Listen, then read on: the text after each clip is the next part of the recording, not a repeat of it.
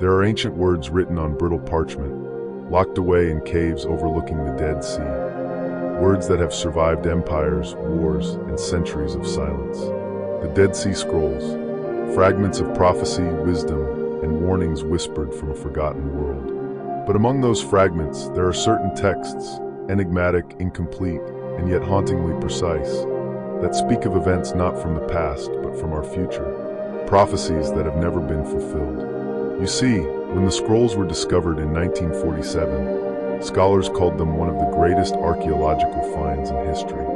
Hidden for nearly 2,000 years, they contained books of the Hebrew Bible, lost psalms, and mysterious writings from a secretive sect known as the Essenes. But beneath the historical and theological debates lies something far more unsettling. A collection of visions that describe a coming transformation of humanity itself. A war of light and darkness, a return of celestial beings, and a hidden covenant that, according to some interpretations, is still unfolding in our time. Yet few dare to talk about these passages, the ones not published in religious texts, the ones buried in museum vaults or translated only in fragments. Because if they are true, they don't just predict the fate of nations, they speak to you, the individual seeker. They reveal a pattern written not on stone tablets, but into the very fabric of consciousness and time. In this exploration, we'll journey beyond the veil of conventional history. We'll uncover the secret prophecies within the Dead Sea Scrolls that scholars rarely discuss, decode their esoteric meaning, and explore what they reveal about the spiritual evolution of humankind. These aren't prophecies meant to be feared, but understood. For hidden within their warnings lies a message of awakening, one that calls each of us to remember who we are, and why this age, this moment, might be far more significant than it appears. Because perhaps what the ancients foresaw is beginning to unfold now. To understand the hidden prophecies of the Dead Sea Scrolls, we must travel back to a time of immense spiritual tension, when ancient Judea stood at the crossroads of prophecy and empire. Around the 1st century BCE, the land was not merely a battleground of politics, it was a crucible of revelation.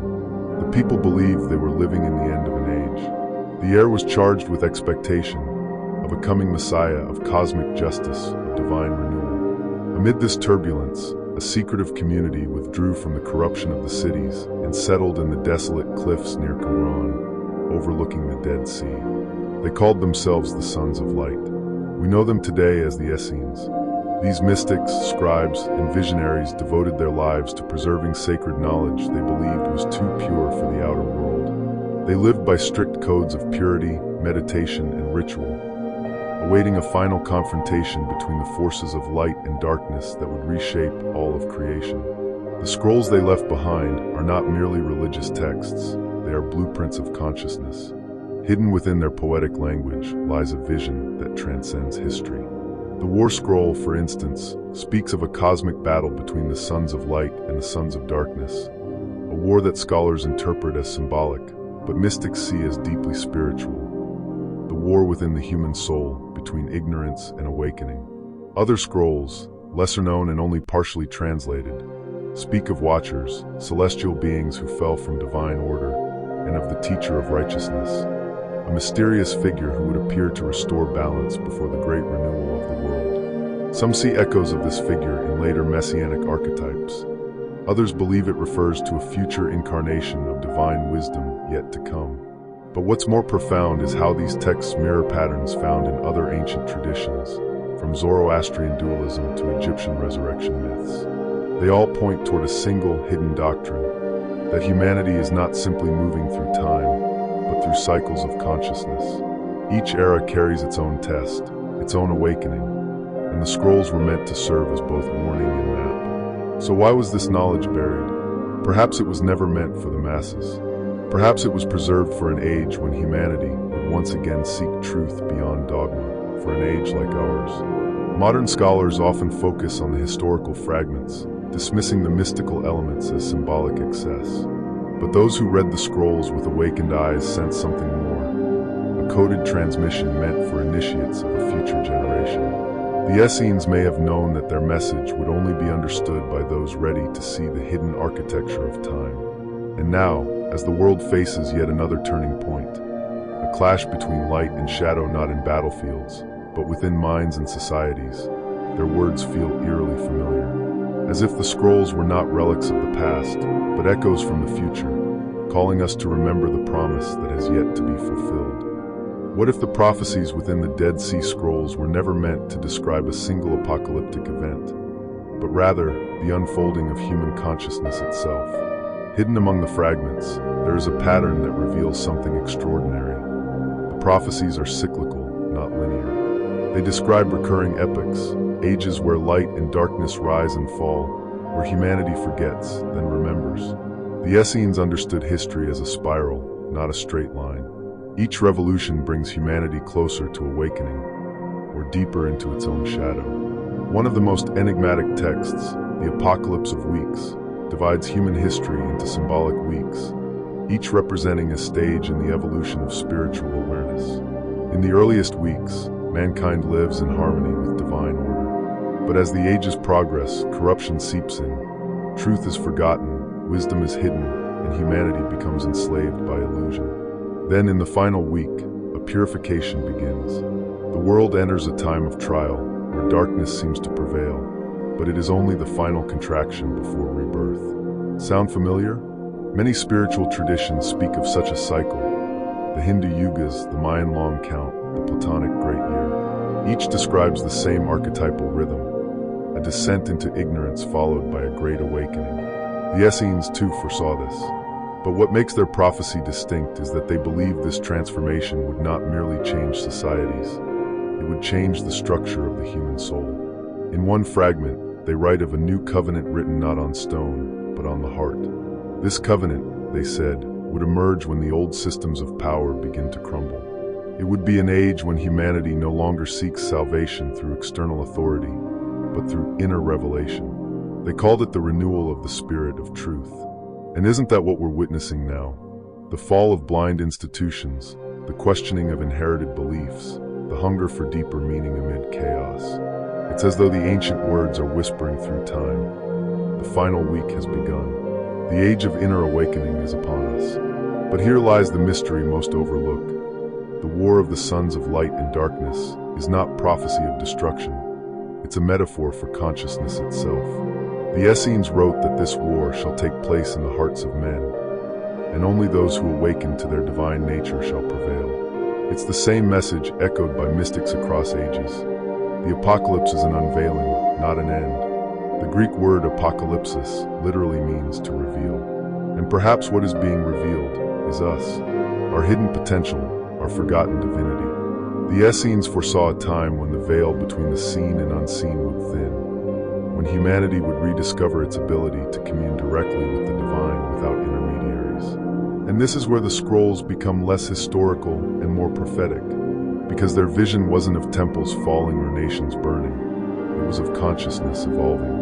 They wrote of a people of the new light, who would walk the earth not bound by the ignorance of the past, but illuminated by inner truth. This is the prophecy yet to be fulfilled. It's not about the end of the world, it's about the end of a worldview. The collapse of the illusion that divinity lies outside of us. And if you listen closely, you can almost hear the echo of those ancient words calling to the modern soul. Awaken, for the covenant lives within you. The hidden prophecies of the Dead Sea Scrolls may not be predicting destruction, but initiation. Humanity stands on the threshold of a collective awakening, an unveiling of what the ancients once knew, that heaven and earth are not separate realms, but reflections of the same divine mind. If the first layer of prophecy speaks to an awakening of consciousness, the second layer reveals the mechanism behind it, the esoteric engine driving humanity's evolution. The Dead Sea Scrolls, when read symbolically, describe not only what is coming, but how the transformation unfolds within the human spirit. One recurring image throughout the scrolls is that of light emerging from darkness. The Essenes wrote of a fountain of light bursting forth from the heart of shadow. At first glance, it seems poetic, but within their mystical framework, light represented divine awareness, while darkness symbolized ignorance, the forgetting of our spiritual nature. The prophecy, then, was not of an external war, but of the alchemy of the soul, the process of transmuting shadow into illumination. According to some fragments, this light originates from something they called the teacher of righteousness, a mysterious, almost messianic figure who would appear in an age of great confusion. Some scholars see this as a historical leader of the Essenes, but others, those who read through the lens of mysticism, believe the teacher was never meant to describe a single man. Rather, it represents an inner archetype that awakens within each person when they begin to remember their divine source. The teacher is the awakened consciousness, the higher self, the Christ within, the divine spark that begins to speak when the illusions of the world fall silent. The scrolls say, "The teacher shall open the eyes of the blind and reveal the hidden path through the desert." The desert here is not geographical, it is symbolic. It is the barren emptiness of the human psyche before enlightenment, where all old beliefs crumble, and one stands face to face with the silence of truth. The path through that desert is the journey every seeker must walk alone. But here lies a deeper, more unsettling prophecy.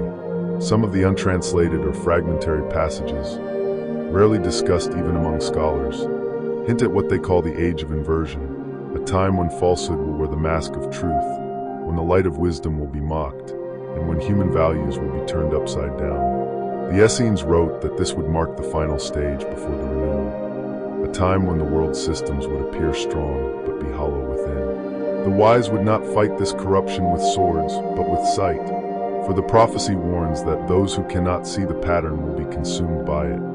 In other words, the apocalypse is not something that happens to the world, it happens through us. The unveiling is psychological. When truth breaks through illusion, the old identity, built on fear, ego, and separation, begins to dissolve. It feels like chaos because it is transformation. The Essenes understood this long before the language of psychology even existed. And here lies the paradox. The prophecies of destruction were never punishments, they were metaphors for awakening. Fire was not literal, it symbolized purification. Floods meant the washing away of old beliefs. Earthquakes represented the shaking of false foundations. What the ancients called divine wrath is, in truth, divine remembrance, the cosmic intelligence reclaiming balance through upheaval. What makes these teachings prophetic for our time is how precisely they mirror today's reality.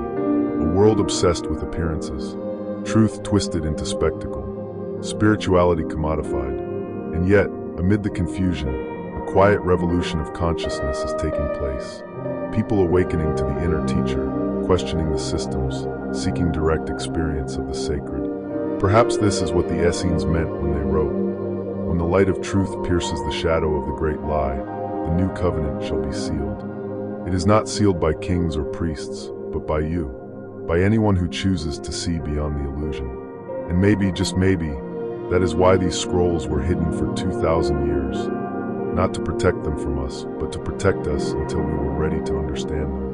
Until humanity had reached the edge of its own darkness, ready once again for the return of light. The prophecies of the Dead Sea Scrolls may sound vast and cosmic, but their true power lies in how they can be lived, not merely studied. For the Essenes, prophecy was never about predicting the future, it was about preparing the soul. Their teachings were blueprints for inner transformation, ways to align oneself with the covenant of light, even amid a world descending into confusion. So what does that mean for us here, in this modern age that feels both enlightened and lost? How do we embody the wisdom that these ancient mystics tried to preserve? The first key lies in silence. The Essenes practiced long periods of sacred quiet, believing that divine knowledge is not received through noise or opinion, but through stillness. To hear the teacher within, one must withdraw from the constant stream of external influence, the endless chatter, the manufactured outrage, the artificial light that floods our senses. Silence is not emptiness. It is the space in which revelation unfolds. Set aside moments each day, even for a few minutes, to enter stillness. Sit without agenda. Observe your thoughts without judgment. This simple act is a modern form of Essene initiation, a return to inner clarity. As their texts say, in silence, the voice of wisdom speaks. The second practice is purity, but not in the rigid sense of morality. To the Essenes, purity meant alignment, living in harmony with truth. It meant purifying not the body alone, but the mind and emotions from distortions, deceit, and hatred. They believed that every act, every thought, created ripples in the invisible world, shaping the destiny of both individual and collective consciousness. In our time, this could mean living with deeper awareness, choosing truth over convenience, empathy over cynicism, and integrity over conformity. It means remembering that spiritual power is not measured by belief, but by coherence between thought, word, and action. The third key is light work, the conscious act of transmuting darkness within oneself. Whenever you encounter fear, anger, or despair, see it as the dark matter through which light must emerge. Don't reject it, illuminate it. Ask, what truth is this pain trying to reveal? The Essenes wrote, "Only through shadow may the lamp be kindled." In today's world, so full of division and illusion, this teaching is revolutionary. It shifts us from judgment to awareness, from fear to transformation. And finally, there is remembrance. The hidden prophecy speaks of a covenant written on the heart, a symbolic awakening to the divine origin within. To remember is to awaken, to see beyond the illusion of separation. You are not a fragment lost in chaos, you are the consciousness observing it. The same light that the Essenes guarded in their desert sanctuary burns quietly within you. When you remember this, the prophecy begins to fulfill itself. The war between light and darkness ceases to be a global event. It becomes an inner reconciliation. The final age is not a time to fear, but to live consciously, to awaken in the midst of the storm. The Dead Sea Scrolls were not warnings of doom. They were invitations to rise, to remember, to embody the eternal light that cannot be destroyed. Across the centuries, the Dead Sea Scrolls have remained silent witnesses, guardians of a wisdom too vast to be contained by dogma, too subtle to be owned by any religion. But now, in this age of awakening, their voice begins to stir once more. If we strip away the layers of history, translation, and interpretation, what remains is a simple yet profound revelation. The prophecy was never about the end of the world. It was about the end of forgetfulness. It was never meant to terrify, but to remind us that every soul is a spark of the same divine fire that once guided the Essenes through the desert of their age. The war between light and darkness is not coming. It is already here within us. Every decision, every thought, every act of awareness tips the scale between ignorance and illumination. The scrolls were not maps of fate, they were mirrors of the human spirit, showing us what we have always been capable of becoming. And so, the prophecies yet to be fulfilled are not waiting for cosmic signs or supernatural messiahs. They are waiting for you, for the individual who chooses to see through illusion, who dares to awaken when the world prefers sleep. The age of the inner covenant begins not in temples or governments, but in the quiet revolution of consciousness within each awakened heart. Perhaps that is the real secret the ancients tried to preserve, that salvation was never external, never bound to time, but woven into the very structure of being. The scrolls were messages written across ages, meant to awaken those who could finally read them with the eyes of the soul. So as you finish this journey, remember, prophecy is not prediction, it's participation. You are not a bystander to the fulfillment of these ancient words. You are the living continuation of them. The fountain of light in the heart of shadow is you, and through you, the covenant of awakening renews itself once again. The question is not whether the prophecy will be fulfilled, but whether you will be among those who remember.